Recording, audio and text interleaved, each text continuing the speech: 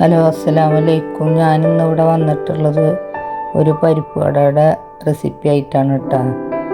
അപ്പോൾ നല്ല ക്രിസ്പി ആയിട്ടുള്ളൊരു പരിപ്പ് വടയാണ്. അതിനായിട്ടൊരു 1/2 കിലോ പരിപ്പ് ഞാൻ എടുത്തിട്ടുണ്ട്.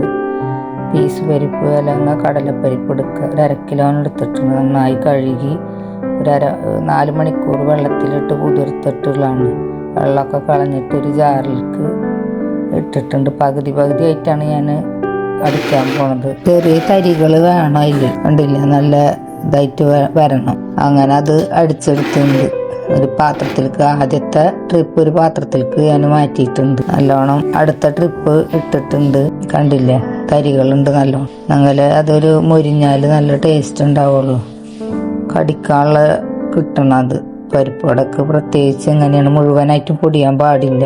ഇനി അതിലേക്ക് കുറച്ച് ഒരു 3 തണ്ട് കറിവേപ്പില നന്നായി അരിഞ്ഞത്, ഒരു പിടി മല്ലിയില, ഒരു 6 പച്ചമുളക് ചെറുതായി അരിഞ്ഞത്, ഒരു കഷ്ണം ഇഞ്ചി ചെറിയതായി അരിഞ്ഞത്, പിന്നെ 1 ടീസ്പൂൺ ചിക്കൻ മസാലയുടെ പൗഡർ, ഒരു 1/4 ടീസ്പൂൺ പെരിഞ്ജീരകപ്പൊടി, 1 ടീസ്പൂൺ ഉപ്പ് ആവശ്യത്തിന് ഇടുക.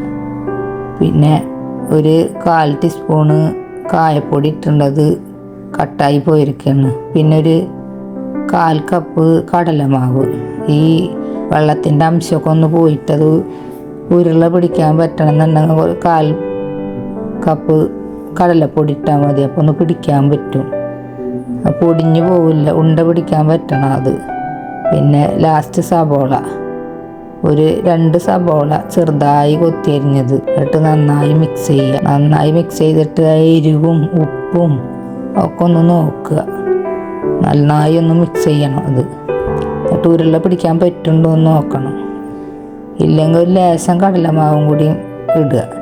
അപ്പോൾ അത് കറക്റ്റാവും. ഉരുള പിടിക്കാൻ പറ്റില്ല. ഈ കടലമാവിൻ്റെ പൊടി ഇട്ടാലാണ് ശരിക്കത് ആ വെള്ളത്തിൻ്റെ അംശമൊക്കെ ഒന്ന് പോയിട്ട് ഉരുള പിടിക്കാൻ പറ്റുള്ളൂ. അതാണ് മെയിനായിട്ട് പൊടിഞ്ഞു പോകാനുള്ള കാരണം. എണ്ണയിലൊക്കെ ആകെ പൊട്ടിപ്പോവും.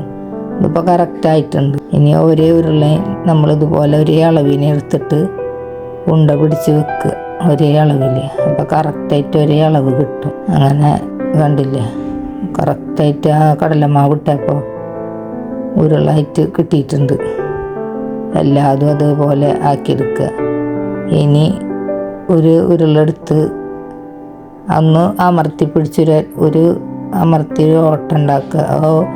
ഓട്ടം ഉണ്ടാക്കണത് അത് ഉള്ളു വേവാൻ വേണ്ടിയിട്ടാണ്. നല്ല മൊരിഞ്ഞ് കിട്ടും. ഒന്ന് അമർത്തിയിട്ട് കയ്യിലമർത്തിയിട്ടൊന്ന് പരത്തണം. തീരെ അങ്ങനെ കനത്തിലാവരുത്. കനത്തിലായാൽ തീരെ അങ്ങോട്ട് മൊരിഞ്ഞ് കിട്ടില്ല.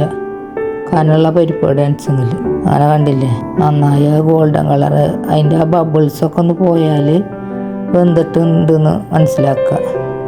അപ്പോൾ അതൊക്കെ ഒന്ന് അടങ്ങിയാൽ. അങ്ങനെ ആദ്യത്തെ ട്രിപ്പ് ഞാൻ കുറേ സൈറ്റാണ് ഇടുന്നത്.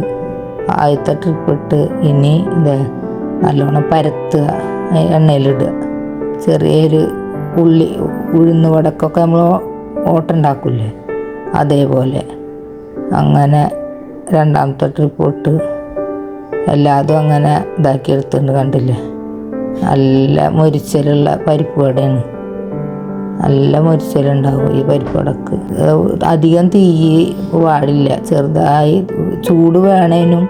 എന്നാലും അത് ചൂടുള്ള ഇത് ഒന്ന് നന്നായി കുറച്ചെടുക്കുക.